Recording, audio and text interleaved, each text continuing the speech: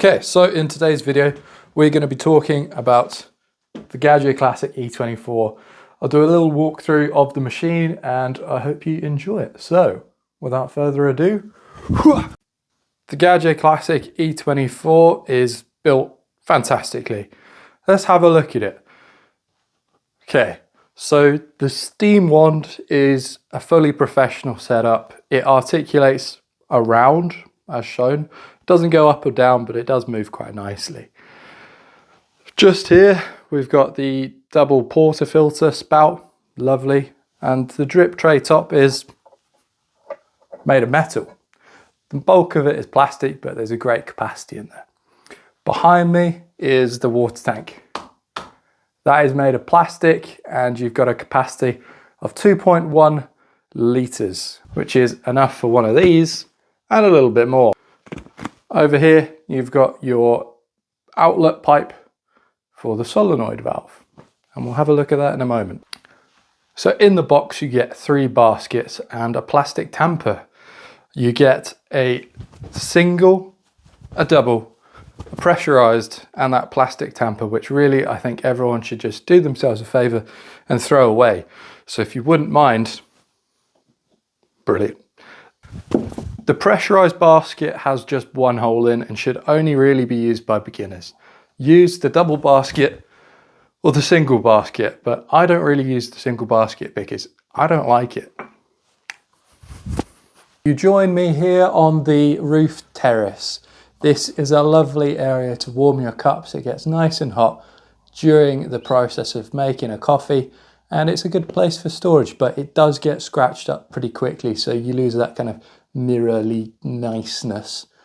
But you know, it's a machine, so it's gonna get a bit of a scratch anyway, so bear that in mind if you're, like, I don't know, interested in having a mirror on the top of your machine. Don't know why you would be, but it does get a scratch. Anyway, that's too much information about this mirror surface, but you know, I don't mind if you don't mind.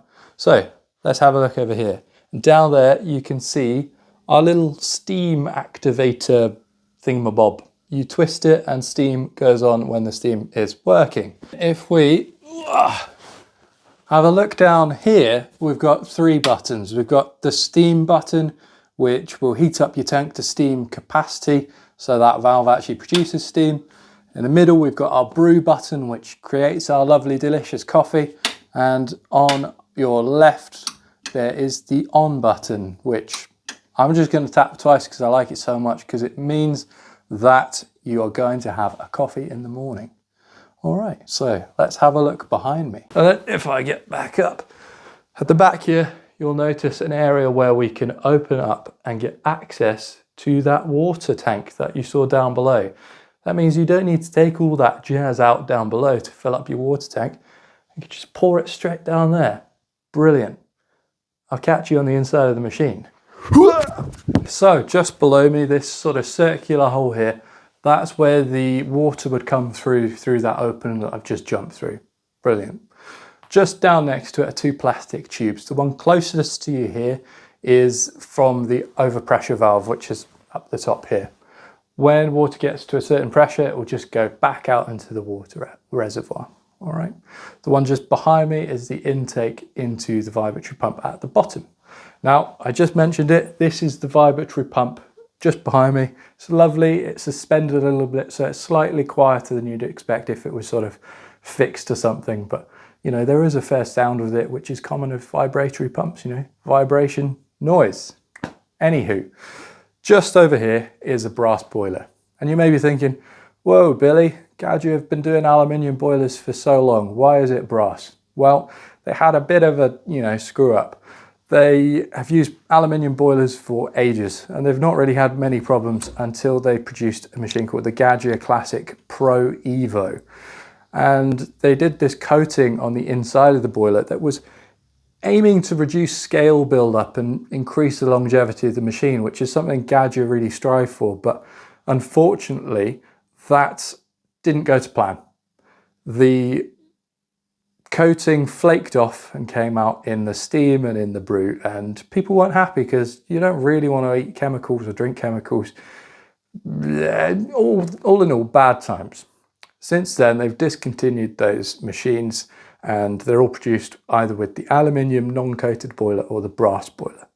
Now the brass boiler, as you can see, is fairly big. It's got around 25% increased capacity, which with it comes with a better thermal capacity, and that means that you're going to get slightly better steam power and also a better sort of shot consistency in terms of temperature. It means it's going to stay at sort of the same temperature for longer, a bit more consistency, which is really what we want. When we're talking about espresso, we're talking about how consistent can we make it and how consistent can the machines that we have make it.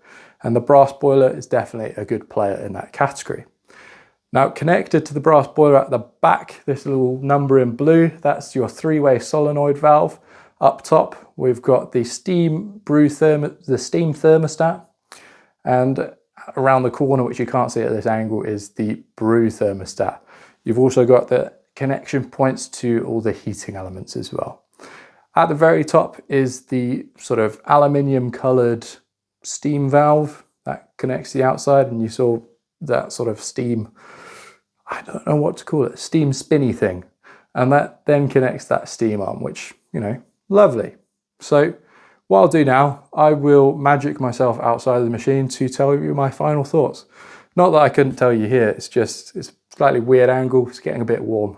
I want to get out of it. So catch you on the outside.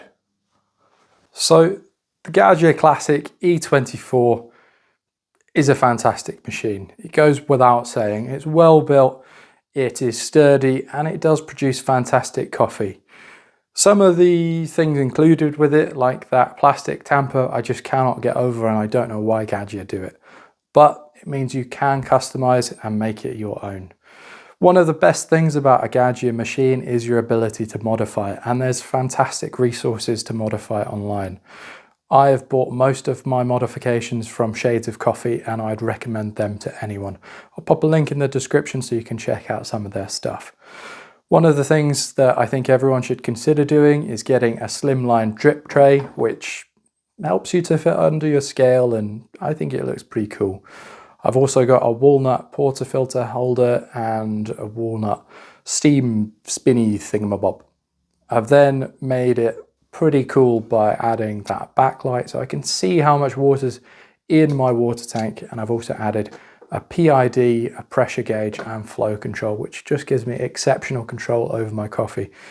If this machine in silver had a brass boiler like this one, it would be an absolute unit. So if you get an E24, I would recommend considering these modifications to get the most out of your machine. Okay, well, I'm gonna step down now, but before that, I'm gonna do this cheeky thing. Turn the light on. That cheeky thing. Turn that light on. And then, well, as you can probably tell from the video, I think the Gaggia E24 is a brilliant machine. Sure, it does require a bit of modification to get the most out of the machine, but I think that ability to modify it makes it such a game changer, because no matter what level you are, you can make your machine match your level as a barista. And I think that's something quite, you know, hard to find nowadays. The machine lasts for ages, and I really do recommend them to anyone watching this video that might be interested in buying a machine or upgrading their current setup. Now, if you're new to the channel, welcome, thank you. I really hope you consider clicking the subscribe button, and if you want to be in with the chance of getting this E24, make sure you check out the Instagram. Subscribing on YouTube gives you 10 extra entries, so make sure you click that button and then head over to Instagram to log your entry. Well, thank you very much. This was a lovely first video. I enjoyed myself. Thank you for having me.